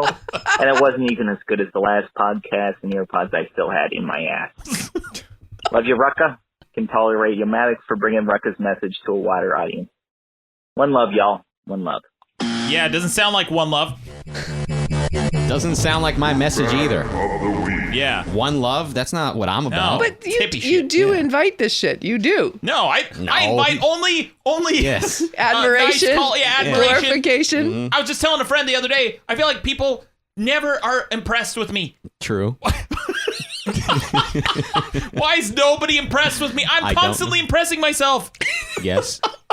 You are your biggest fan. I'm a huge fan of myself. And when fans come up to me like, "Oh, Maddox, I'm your biggest fan," I'm like, "No, you're not, because it's me." Mm-hmm. They're Moron. like kids. Most are a bad idea. Yeah, most are a bad idea. Occasionally, you get one. But fans are fickle. Fans Right? are fickle. Yes. Fucking men, Dr. Debra or Yes. Debroseph. Here's the thing. This dipshit. Oh, that wasn't a good debate. I want my earpod. Maybe because you're listening to the podcast with your asshole, dumbass. When I was on the Tyra Banks show and I was talking about my book, Dump That Chump, and afterward people were posting, and this gentleman, I don't know if I can call him that, but anyway, he wrote a review of my book on Amazon, right? And he says, I can't imagine that anybody, I don't want to say this on air, but I will. Please, the FCC is listening. Somebody as attractive as you would ever understand what it was like to have to dump a chump, or I don't know. He just said something really stupid. It was like, you're not making it. What does my looks have anything to do with what experiences I have had in the world and that I could talk about? Dr. Debra, that guy was just hitting on you. Maybe so. Yeah, was it a compliment? I have no idea. It didn't sound like one when I read it. Was it backhanded? Rucka's an expert on those. Yes, I am. I've received and issued many of those. True, The compliment was clearly, this was so interesting. I didn't even know people did this, but when I was on O'Reilly's show, and Bill O'Reilly Wow. twice, and this guy wrote after that, he goes, Dr. Debra, you rock, you won. Yeah. I didn't even know I was having a debate. You won. Yeah. So this is the same guy who follows you around everywhere. Probably so. He's your biggest get fan. him on. Yeah, get him on next Get this week. guy on. Yeah. You know what? A couple episodes ago, we talked about the guy who left a JetBlue flight. Mm-hmm. The guy who quit his job by taking 2 beers and then pulling at the escape chute and then sliding out onto the tarmac, and that's how he quit his job at JetBlue. Mm-hmm. So we talked about that. It was, we went some back and forth. I said, fuck it, I'm going to find this guy. I'm going to have him on my show. So I did a lot of research, and I tracked the guy down, sent him a Facebook request. So we'll see. Oh, we'll see. that's we may get this guy on fascinating. the The show. best part is her Dr. Debra's commenter guy. He's probably going to comment on this episode, so we'll get a hold of him. There you go. Weird. That was a very nervous laugh. Let's let the record state. But I want to be on when you have that guy on, because that's a fascinating character who We'll would have go you back. through. That'd be Yeah. fantastic. Not many guests want to meet their stalker. Yeah. No, I'm talking about the one who quit JetBlue. Oh, Yeah. the JetBlue guy. We'll get them both in. We'll get them both. I'll meet my stalker in a safe place. Yeah. This is a safe place. Yeah, I this is was very safe. stalked actually once. Yeah. Oh yeah, just once. Just once, thankfully.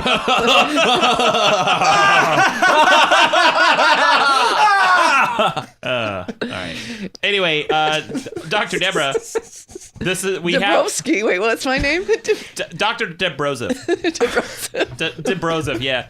So we have. Oh wait! Remember, I said you can't call me Debbie. You can call me Deb, but you can't change your name. I will let you have this one, Debroseph. It's a runaway train. It's a runaway bro train.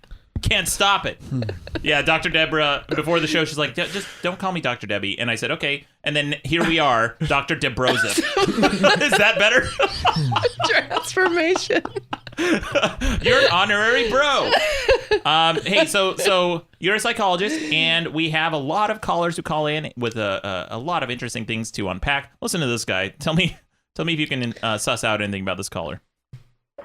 So, Maddox, I was watching Internet Comment Etiquette, and I was jerking it, and then I was pretending that Eric was a girl, so that didn't make me gay or nothing. And then all of a sudden, on the hologram pops up Maddox, and I'm like, what the fuck?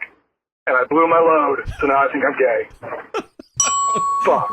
What do you think? What do you make of that? It sounds like he just came out of the closet. Congratulations. That's a Madcast first. A caller came out on a voicemail. Yeah. So anyway, I was on this guy, Internet Comment Etiquette. If you guys haven't checked out his newest video, I'm in it. We have I had a little cameo. It's super fun. Eric's just one of the chillest dudes ever. Love that guy. Check out his video. It's super fun. Really funny stuff. Just search for Internet Comment Etiquette, Big Money, all that shit. You'll find the video. Super fun. Here's another voicemail. So we talked a couple episodes ago about dating turnoffs. Yeah, we talked about dating turnoffs. Yeah, with Kelly. Therapist Kelly, my co-host. Therapist Kelly, and we talked about dating turnoffs, and this caller called in with a horrible date experience. Listen to this. Hey, I've got a horrible dating story. When I was like a freshman in high school, this girl named Lauren came over to my house to watch a movie. This was before Netflix and chill existed, and we're sitting on the couch, and we're just like kind of making out like, freshman kids do. And then she said she had to go use the restroom real quick. She didn't take a long time, but it was like, she was clearly doing something in there. And then she left. Her dad came, picked her up where I was at. And then I was like, well, good. I've been taking a piss this entire time. You know, I was trying to hold it in. And I go into the bathroom, and there's diarrhea splattered all over the toilet, like splashed everywhere. And I don't even think she bothered to even try and clean it up. And it was disgusting. So I couldn't look at her the same way again, which was unfortunate because she was super attractive. But now I have a thing where any girl I see, if I imagine them pooping or farting or anything like that, it just complete turn off, disgusts me because of this girl. Which I'm sure that's normal to disgust people. They're like, holy crap, I've got a phobia now because of this girl. So anyway, fucking not too well. Why did we have to hear that? Now that is a dude who should not have children. Yeah. Because you're going to have poop and shit all over the place. True. Sorry to say. I mean, Poop and shit. Poopy shit. Shitty and poop. then the metaphorical shit, like the toys and shit. Yes, or shit. reading glasses. Exactly. The kid's spoiled rotten. That was a beautiful save. Thank you. They can't be spoiled, man. Yeah. Oh, I'm sorry. They're what did you call it? Overly indulged. Overly indulged. They've OD'd. They've OD'd. Yeah. All right. Anyway. Here's another voicemail from the Bad Hombre. He's bitching about our smartphone debate. Listen to this. Hey, what's up, cabrones? I keep hearing this argument that phones are making us dumber because we use them to fucking argue with others online. Did you know that there are plenty of other uses for smartphones that don't involve a fucking web browser or any social media?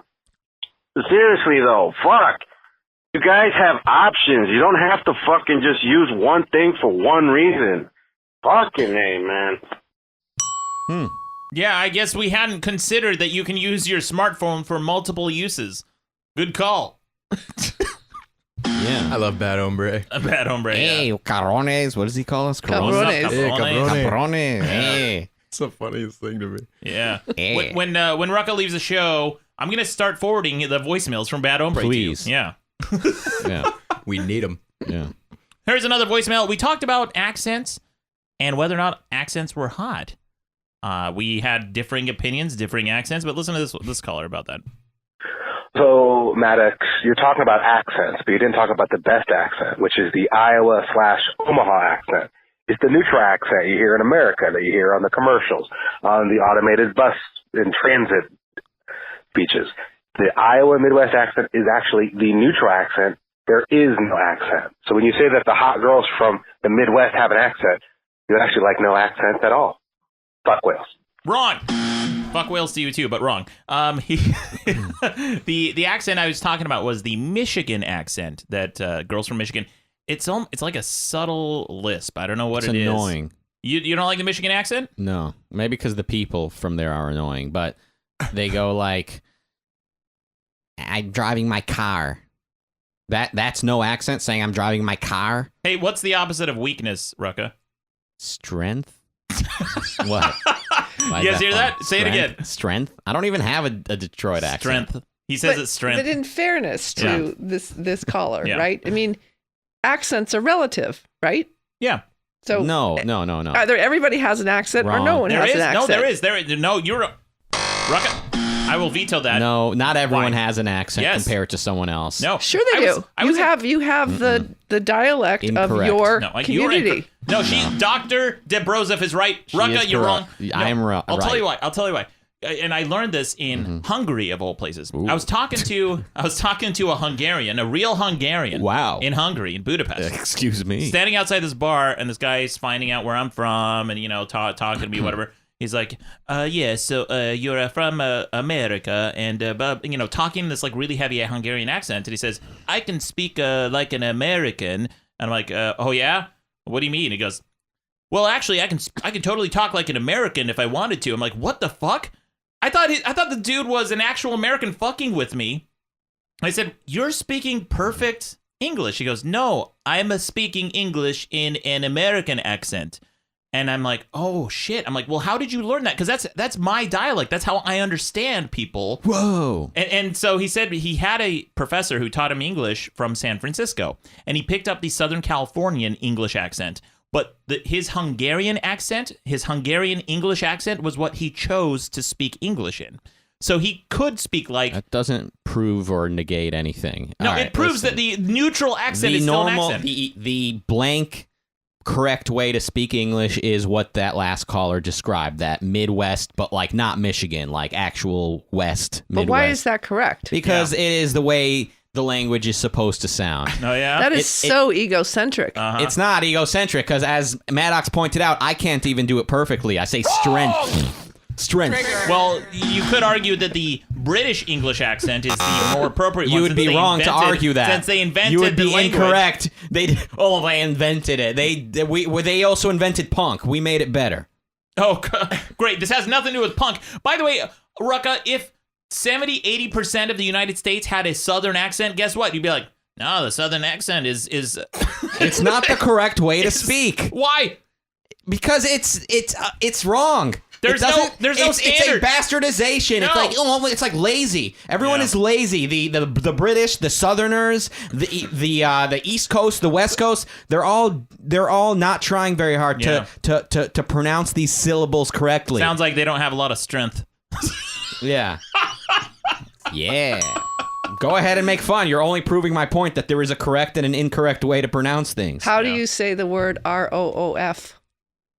Roof. Roof? Roof. Oh, as opposed to rough? Roof. Yeah. Roof. Oh, A lot of God. people say roof. Rough. Rough. Yeah. Oh, are we in a room right now? We're sitting in this nice room, and there's no objective standard. It's all just however you were raised. I will say this from the perspective of trying to find the most neutral American accent, and I'm not saying that this is a neutral accent, but the most neutral American accent. A lot of telemarketing companies will establish in Iowa or Utah, believe it or not, because when people in commercials are looking for a neutral accent, they do go to either Utah or Iowa. The Utah accent is very subtle, but there's a few words that we say that are a little bit, you can pick us out. We say mountain instead of mountain. A lot of Utahns just say mountain, and that's a Utah accent. And then there's another one, too. I grew up calling it cricks instead of creeks. Cricks was how I pronounce it. It's not stupid. Creeks. It's one of my strengths. Does anybody actually know what the percentage of all true Americans Listen, is I don't right care now? if it's one person. He's doing it right, and everyone else is wrong. Okay. Since when does the majority get to decide everything? What are we? What are we in Hitler's Germany? Yeah. Well, let's let this next voicemail. Let's let this next caller decide. Listen to this guy. All right, Rucka, you dumb motherfucker. See? I'm from Minnesota, and we don't say cat. That's Boston, you goddamn idiot. Maybe up in the Iron Range, they talk a little like this, but that's closer to Canada. Down here in the cities, the Twin Cities, where I'm from. Whoa. We talk normal, all right? So go fuck yourself, You just you said dumb soul. motherfucker, and do something about your stupid-ass hair. You look like a fucking hedgehog. You mean that animal that everybody wants and nobody can find? They're cool and fast. Yeah. Maddox's favorite animal, actually. I do like hedgehogs. The guy, he said soul. Are you from Minnesota, eh? Yeah. They're not. And listen, his whole argument is like, I don't talk like that. Yeah, so he's confirming that there is a good way to speak, and then there's the Minnesota way to speak. Minnesotan accents are fun. Anytime I did a game show for a while, and anytime we had Minnesotans who came on the elevator, I could immediately pick them out. They were always the most friendly. I don't know why, but they were very friendly and very social. They always looked at each other to try to guess the correct answer. And that was kind of unique to them. And then the other ones were the Irish, always drunk. I know that's a stereotype, but the ones I encountered in Vegas were always drunk. Listen, let's just be very clear. I dislike just about every region, but Minnesota just seems to be the worst. It's like they celebrate their mediocrity, their mundane, low expectations of existence. It's just like they've built a culture around being nothing special. Which sounds like they are extraordinarily ordinary. Yes. Well, that by definition is something extraordinary. Here's another voicemail. Speaking of extraordinary, we talked about Russians coming to the United States and seeing the abundance that we had in grocery stores for the first time. This guy called in about that. Fucking Rucka. The reason these Russian people cried when they saw the cereal is because they went from having no choices to having plenty of choices. It's not because they went from having few to many. It's because they went from having none. Fucking dumbass. What do you think of that caller? I don't know what he's saying. Yeah. We talked about The example you gave last week, where the Russians came. Yeah, they went from standing in line for one stale piece of bread. Okay, yes, I realized they didn't have few choices. They had no choice at all. They got what they were given. All right, thanks for the correction. Thank you for the correction. Yeah, thank you. Yes, thank you for framing it so respectfully. Yeah, Jesus Christ. That's what we like about our callers. Yeah. Here's another voicemail. This is the last one. I talked about crab being a thinking man's food because it takes a while to crack it open and you have a lot of time to think while you're eating. I love to crack crab. See? Thinking man. Dr. Debra. I knew I set myself up for that one. I think it's going to stick. Here is a voicemail about thinking man's foods, and this guy has a suggestion. Listen to this. Hey, Lord Maddox, it's me. By your logic, a thinking man's food could also be eating a bowl of rice with chopsticks. So that's something. Fuck Nazis. Wrong. Because a thinking man would never intentionally take his time to eat his food. That's a lazy man. You shouldn't use chopsticks to eat rice unless you're eating it properly, which in China and Japan, they just put the bowl right up to their mouth and they scoop it into their mouths. That's not how Americans eat rice. We have plates. When I went to China I refused to use chopsticks for the longest time because I thought it was stupid and insulting to the culture, and it's condescending. Oh, I'm in a Chinese restaurant. I'm going to use chopsticks.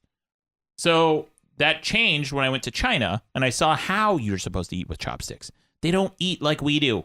You kind of scoop it into your mouth like a shovel. Yeah, it's just you shovel it. Yeah. That's what you do. You shovel it in your mouth. That's not how Americans eat. Right. Americans use fucking plates that are not built for rice. It's stupid. Anyway, that's a thinking man would use a fork or a spoon. Although I do use chopsticks now with certain Asian foods. It's good for noodles. It's actually probably better. Anyway, moving on to some quick news headlines from around the web. A farting passenger forces a plane to make an emergency landing. Yeah. Oh, God. Maybe it was a fart machine. No, this was a real thing. Oh, emergency landing. Emergency landing. Because a flight from Dubai to Amsterdam had to make an emergency landing in Vienna after a fight broke out because one of the passengers wouldn't stop breaking wind. This is from yahoo.com. The fart-induced fracas happened February 11th aboard a Transavia Airlines flight when two men sitting next to an apparently very flatulent man raised a stink about his repeated gas attacks, according to Fox News. Jesus Christ. When the alleged perpetrator didn't stop, his disgusted seatmates reportedly complained to the airline crew, who apparently did nothing.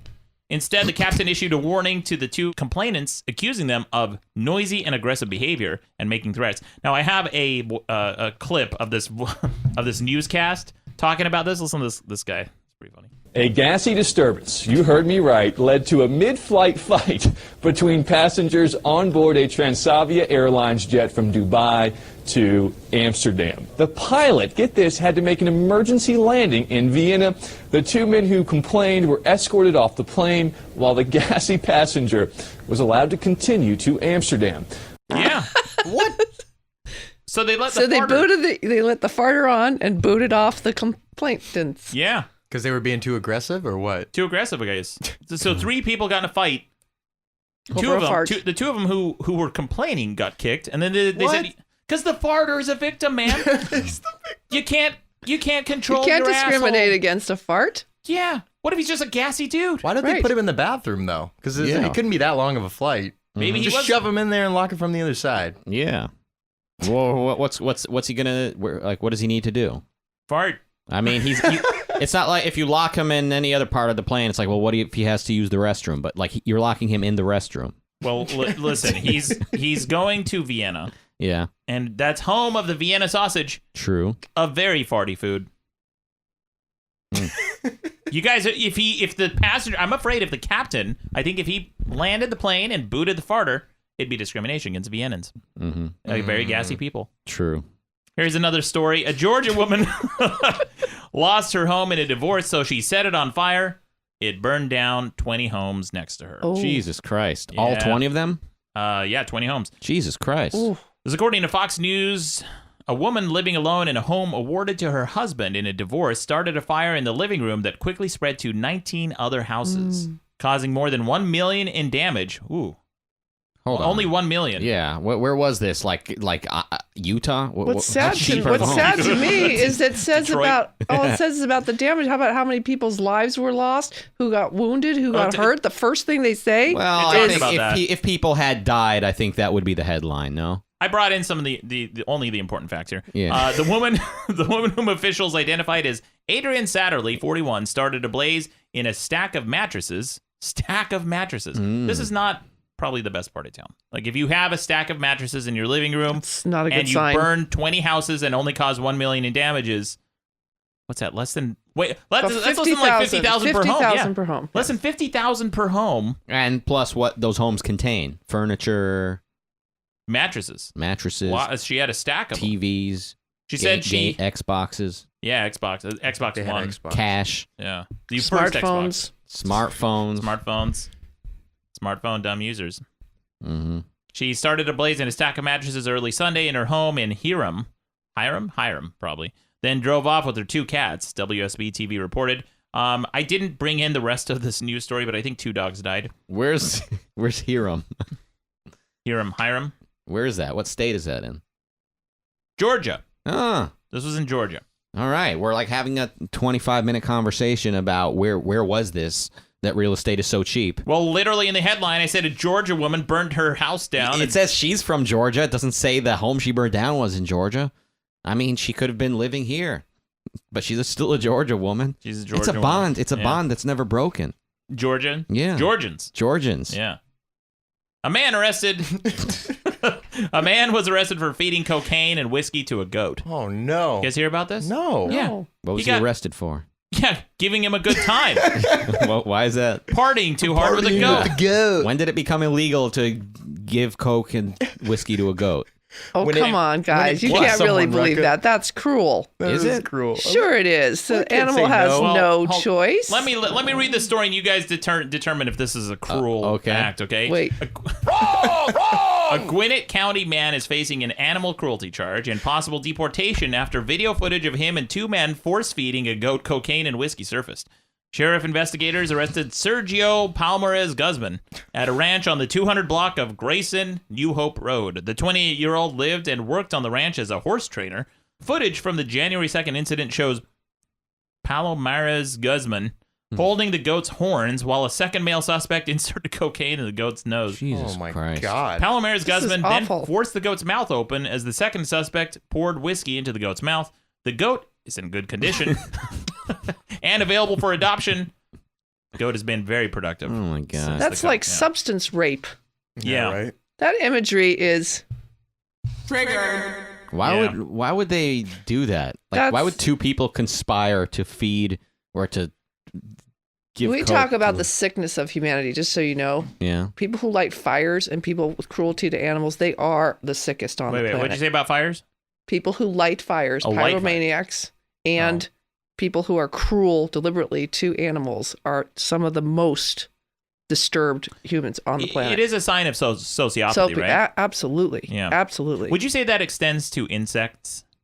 Oh dear. This is very important in Maddox's case. No, I'm just curious because I've known people who I suspected as being sociopaths because of the way they treat insects.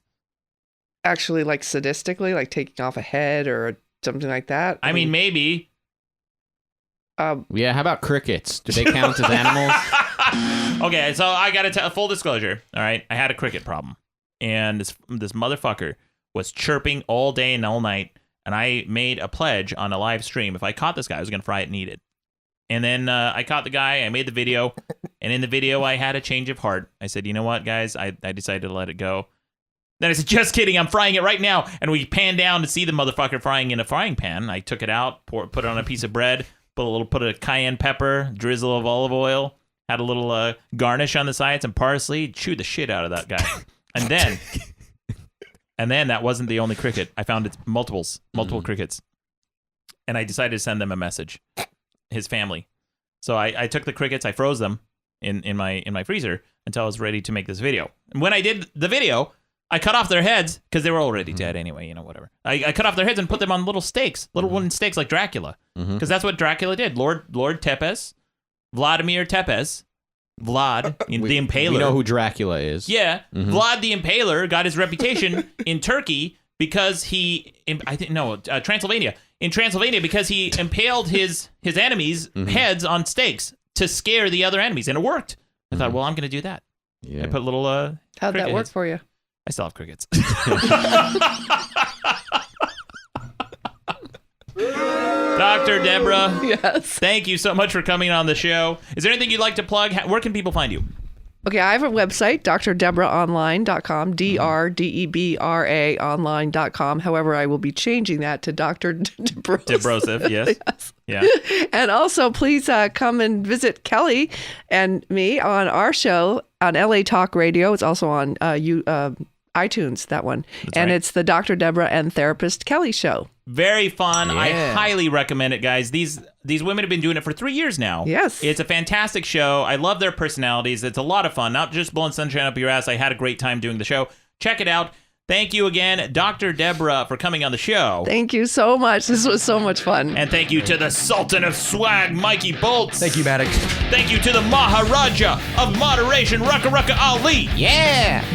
But most of all, thanks to you. You're welcome.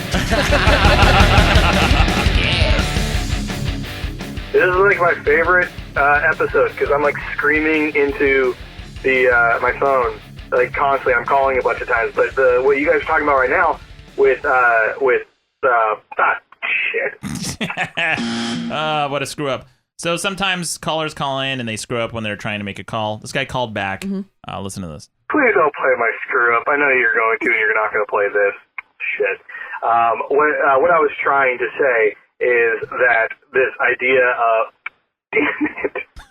What is wrong with me? He asked me not to play that screw up. I played both. So, and not all he delivered. Not his actual call. And then I got a very confusing call from the bad hombre. Listen to this. Yes. Hey, what's up, cabrones? I think fucking smartphones are making us turn into sex offenders and shit, man. Because I can't tell you how many times I've nutted in other people's bathrooms because of my phone and shit. Yeah. Hey there. Don't forget to subscribe to Madcast shows on iTunes, Stitcher, or your favorite podcast app. Okay, bye. Madcast Media Network.